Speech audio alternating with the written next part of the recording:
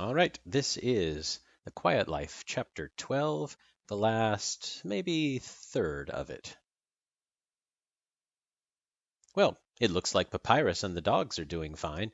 Maybe he should do something else, start helping the other monsters of Snowdin. He burrowed into the ground when something pressed onto his root. "Heya," said Sans. "You." Flowey froze. He was behind him, his shadow enveloping his form, dark over the untouched white below. "I saw your snow sculptures," Sans continued. "They were cool, especially the heart one. Really shows what you value in life." "What do you want?" He wouldn't dare turn around. There was the sound of crunching snow, and then Sans was kneeling by him. "Just trying to make small talk." Cut this out! I know what you're doing. You're planning something, aren't you? That's funny." Sans stood up straight. "I think you stole my line." I... Flowey looked around. A few meters away, Doggo's ear was twitching, and his eyes kept darting between the snow wriggling in his fingers and his surroundings.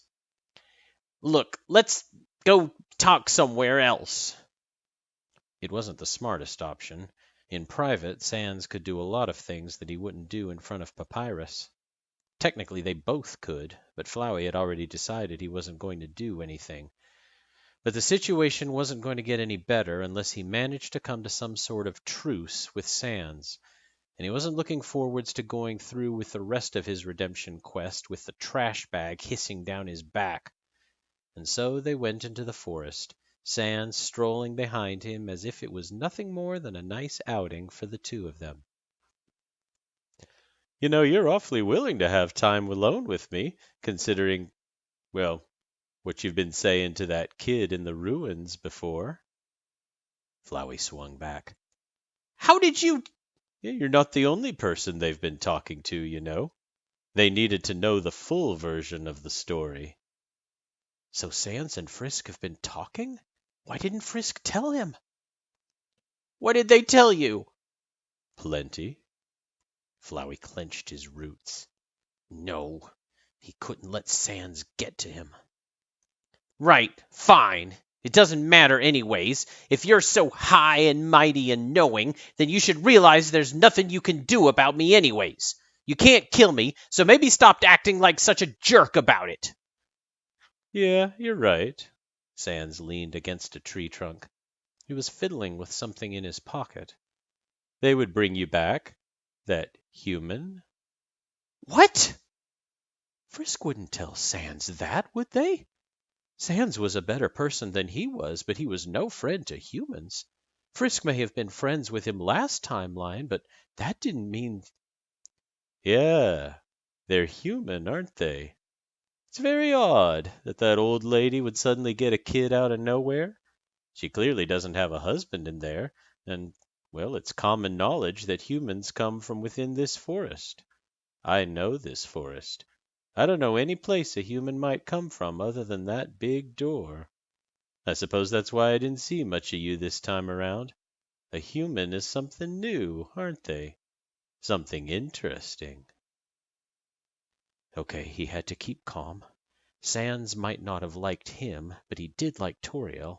He wasn't going to do anything, just blowing hot air out of that empty rib cage. Fine, you got me there.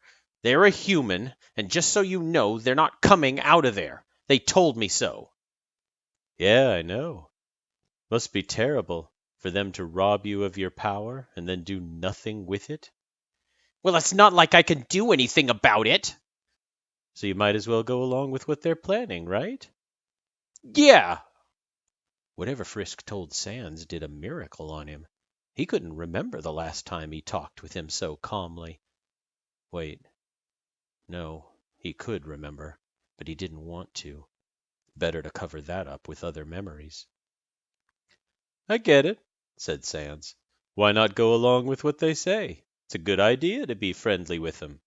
You could even take it a step further. Actions speak louder than words, after all, and with your skill set, you could have your actions say whatever you want." Where was Sans going with this? That kid has determination, Sans continued. They made up their mind, and no one can convince them otherwise now. Yeah? Unless one were to take drastic measures. Although his voice remained as nonchalant as ever, darkness flashed over Sans' eye sockets like an eclipse covering the sun. The cold feeling climbed up Flowey's vines again. If you were to, say, make it known that a human was living in the ruins, the seventh human, the final human, you would, well, a lot of people would be interested in that. Flowey gulped. You could have the entire underground pounding at the ruins door, trying to break it down. It's not going to work, Flowey heard himself say. They would just reload. Yeah, said Sans. But after they do, you could do the same thing all over again. The human wants a quiet life, don't they? They wouldn't get that if they constantly have to reload. Eventually, the only way for them to go on would be to leave before the crowds could get there, if that would even help. Flowey stared at Sans' face. Those skeletal eyes were closed, and with that toothy, ever-present grin he was looking both nonchalant and smug. A part of Flowey wanted to be angry, but inside him the only fire burned with biting frost. I Flowey tried to find the words. I thought that you and Toriel were friends. We are? And yet Sans would still betray her like that? Just to hurt Frisk? Just to get back at him? He should kill him if he could. He'd be justified, right? But who's to say he could even kill Sans? It'd been a while since they last fought. He was out of practice. And if he died, Sans would get a head start on... And even if he could kill Sans, what would that make him? He meant to stop doing stuff like this. Frisk wouldn't want him to do that. Would he have to choose between redeeming himself and letting Frisk live a normal life? Could he even redeem himself if his actions ended up hurting Frisk again?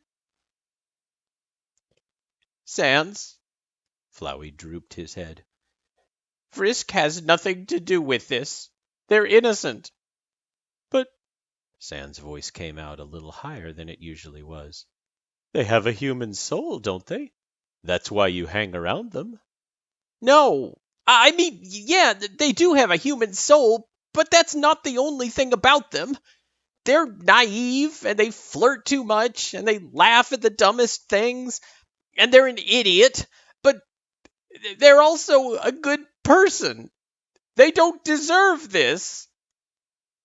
More sound of snow crunching. A looming shadow. Sans had stood up from the tree and had come to stand over him. You win, Said Flowey. I'll let you kill me. I'll go to the ruins with you right now.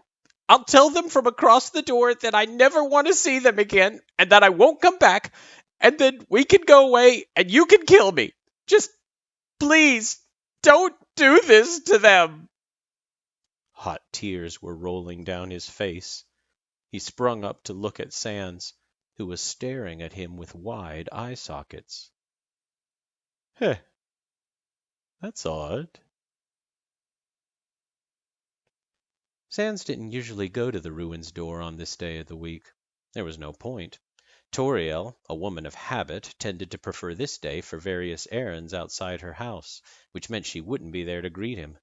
But that's exactly why he came here today. After so long silent, that weed was moving in on the world again. He acted all buddy-buddy with Papyrus, making a show of pursuing his best interests with such zeal as to get him kidnapped in the name of friendship. And Sans needed to know why. He knocked on the door, and frantic footsteps came in response. Sans? Came a childlike voice. They were panting. That's a shame.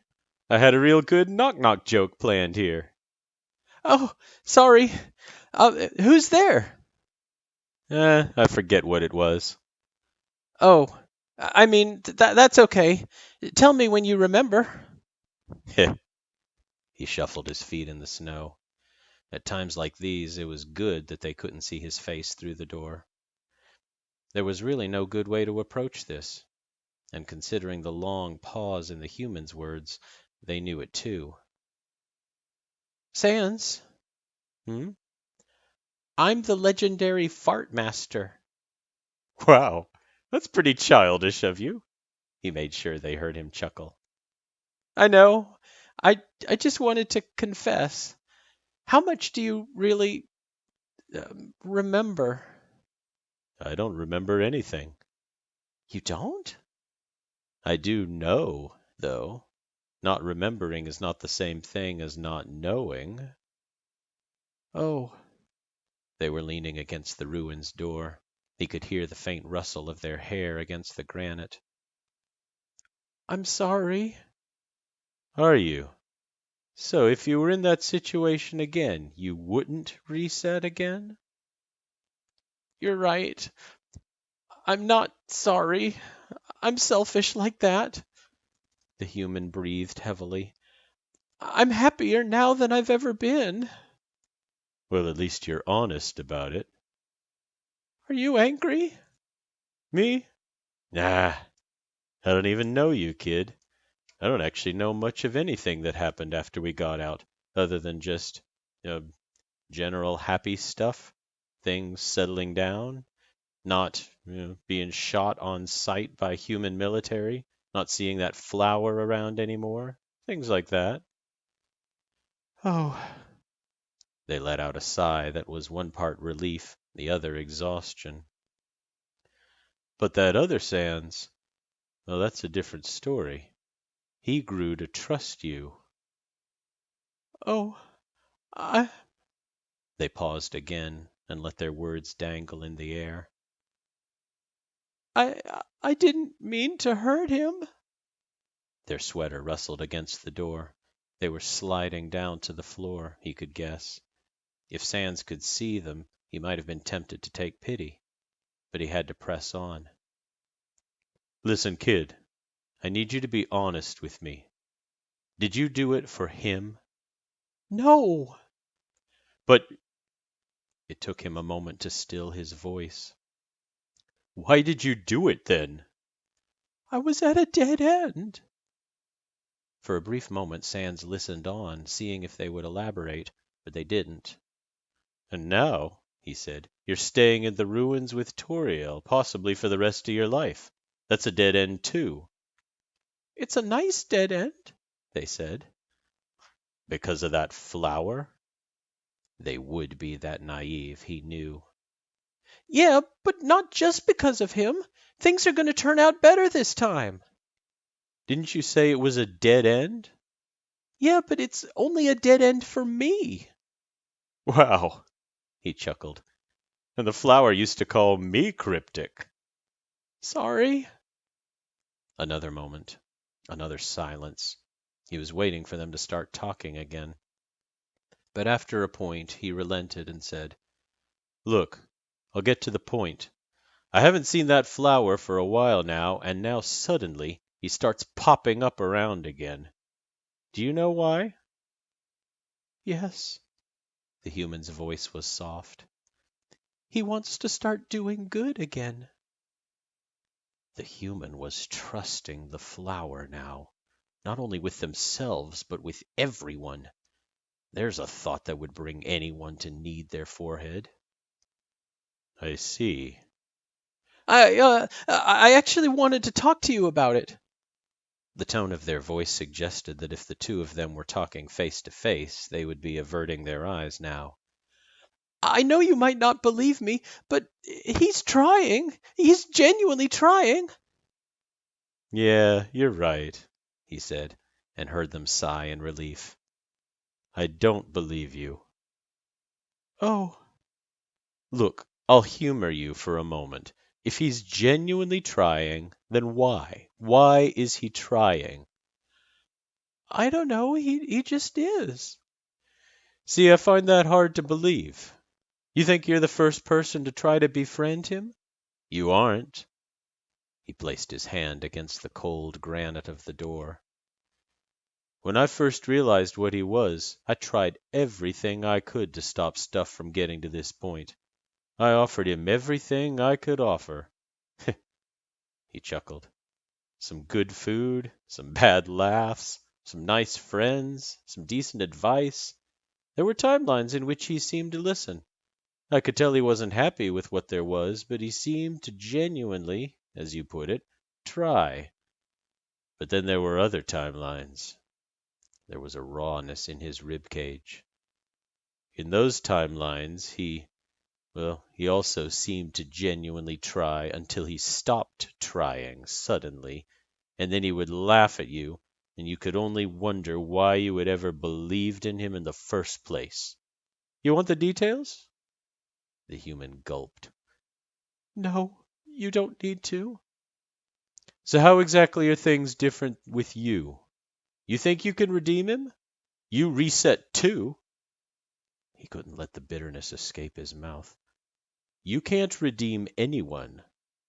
I know, but I still think he's genuinely trying to redeem himself.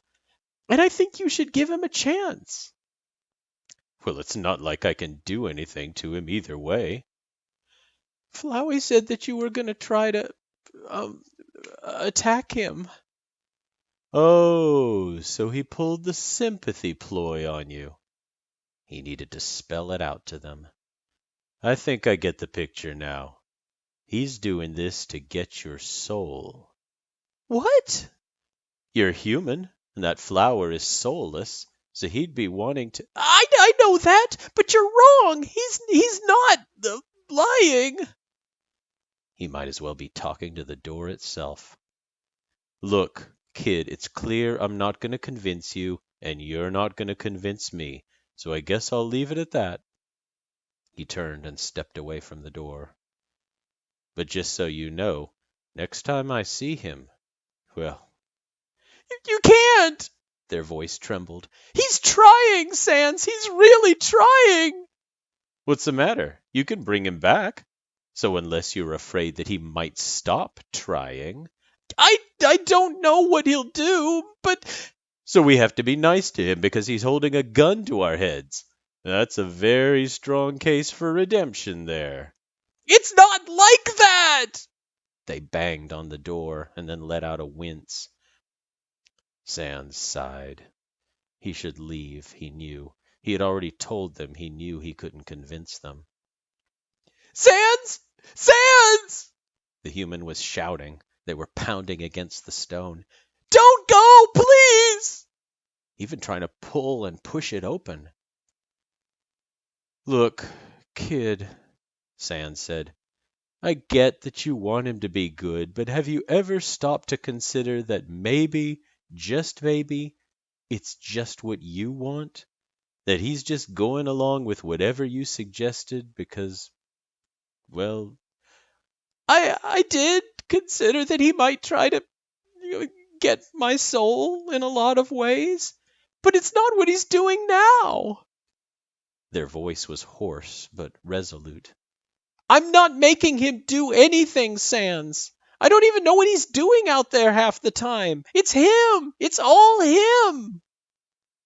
They didn't know what he was doing. Their tone didn't sound like they were lying, and judging by their emotional outburst just a moment before, he doubted that they could fake that kind of stuff. But that would just give Flowey space to set up things for his own benefit. Like painting him as the mean skeleton who attacks Flowey because he doesn't get that Flowey is just trying to redeem himself. And besides, he already did stuff that just wouldn't make sense if he was after my soul, the human continued. He was kind to me, genuinely kind. I don't know why, but... Kid, look, I get the point. They were seeking approval from the flower. That's why they were desperate to see the good in him. That's why, paradoxically, they would trust him while he plots circles around them, and wouldn't listen to anyone else about him. The weed had found his perfect victim. They were beyond saving. He should leave them to their fate. And yet, something felt cold within him. Maybe it was simple compassion.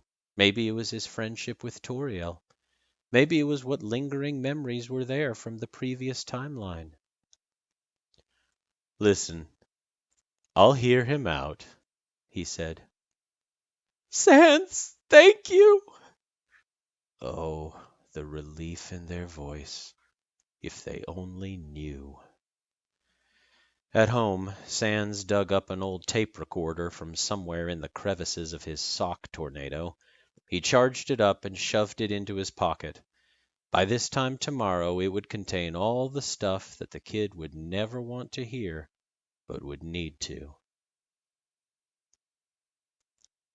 Heh, that's odd. What? Said Flowey. Oh, nothing. Just, something unexpected happened. Sans winked at him. Don't worry, I'm not going to tell anybody about your human friend. You're not? His voice came out broken. His eyes were watery. Is this a trick? Please let it not. Nah, it's not really my style. Kid's not hurting anyone. Oh! He rubbed his face in the snow and took a moment to recompose himself.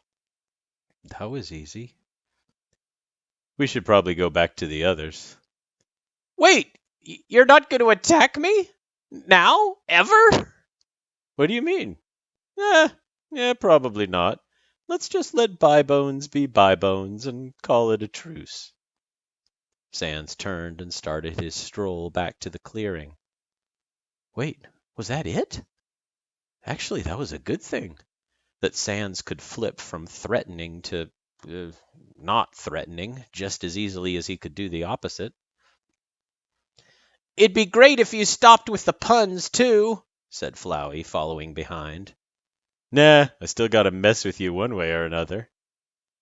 Well, that was fair, but you couldn't fault Flowey for asking. He could have thrown in a please there, but he doubted that Sans would listen. And so they went on to the clearing. Flowey wanted to check up on Papyrus when... How many times do I have to tell you not to leave your posts? Oh, he forgot. Undine. Just a heads up, I told her about you, said Sans. What? Sans shrugged. Just some stuff about how she shouldn't trust anything you say. I needed a contingency plan. What in the world? I thought we were having a truce. I told her before the truce. How unfortunate. Well, I'll leave you to deal with it. He winked again. Just think of it as the human experience. What? Flowey blinked, and Sans was gone. Well, forget that. If Sans could just up and leave the mess where he made it, so could he. He'll be going home for the night.